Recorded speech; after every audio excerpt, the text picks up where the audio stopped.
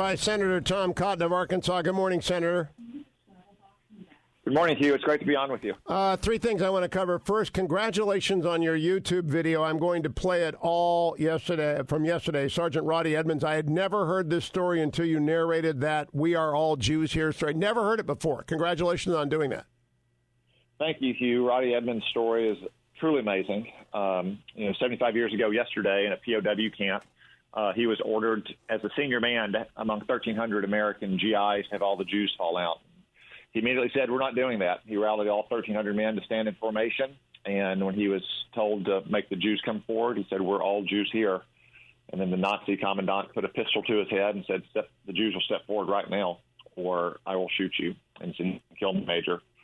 But you'll have to kill all of us because we know who you are, and you're committing war crimes, and you will be captured after the war. So more than 12,000 people now have lived since that day 75 days ago because of Roddy Edmonds' heroic actions. And we're working on getting him a gold medal in Congress, and I think the Department of Defense should be considering a Medal of Honor as well. Well, I just tell you, I had never heard the story. It gives me a chill this morning to hear it again, and I will play it for the audience next hour. Number two, I was watching the normally effective Margaret Brennan on Sunday talk to you. She clearly did not understand what you were attempting to communicate about the president's line about the injuries suffered by our troops at Al Anzar Air Force Base in Iraq. What were you trying to say when you were interrupted? A couple of times, I thought. Yeah, and the left-wing outrage machine got spun up online as well about what the president said in my exchange with Margaret. So despite being interrupted, my point was that the military now takes traumatic brain injuries much more seriously than they did 15 years ago, for instance, when I was in the military. And the science has advanced much farther. But these injuries sometimes take time to manifest, unlike, say, a gunshot wound. And therefore, it's not surprising that the immediate reports were incomplete and that we now know over time that more than 30 soldiers suffered some kind of brain injuries. When the president said that some of them were not very serious or that they had headaches, he was not dismissing or downplaying some of their injuries. He was thankfully describing their injuries. These are soldiers who, yes, did have some kind of mild head injury, but have since recovered, and they have been returned to duty. Others have been moved on to Germany and still others to the United States for further observation, but I think we should all simply pray that all of their injuries turn out to be fully recoverable and they don't have any lasting effects. But in the meantime, rather than spin up the outrage machine at Donald Trump, the outrage should be directed at the people who caused the injuries in the first place, the Ayatollahs. Yet it's the very people who are so outraged at Donald Trump who don't have any outrage left to spare for our adversaries. I have years and years done specials on Veterans Day and Memorial Day for the Semper Fi Fund, and I've talked to a lot of people who suffered TBI. And I would encourage everyone who's genuinely concerned to donate to semperfifund.org or any other charity that helps people with TBI. It is serious, but I understood the president's remarks. I don't think the professional left wants to understand that. And I also don't think that a lot of them give a damn about these young men and women who have TBI. I really don't.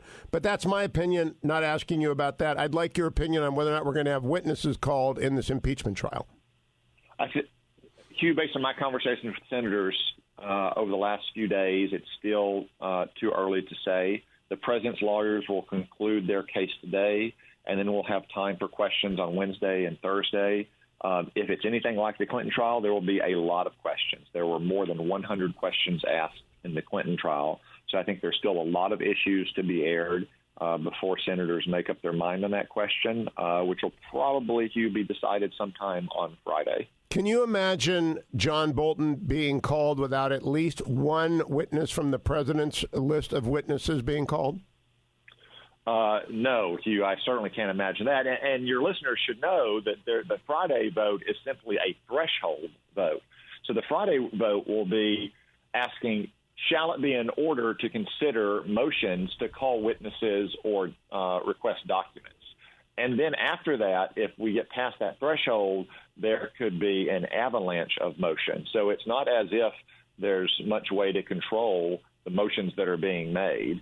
So if we vote to get past that threshold, obviously the Democrats have said they want to subpoena John Bolton and Mick Mulvaney and some others, where we're going to call Joe Biden and Hunter Biden and the whistleblower and Adam Schiff and Adam Schiff's aide who collaborated with the whistleblower.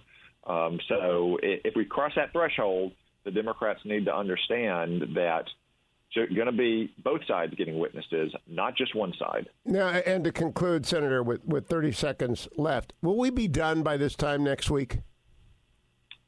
I do not know, Hugh. If we vote to have witnesses, certainly not, because then there also has to be time to take depositions, which is already the plan under the resolution we adopted last week. Does any work get done on coronavirus or anything else? If there are...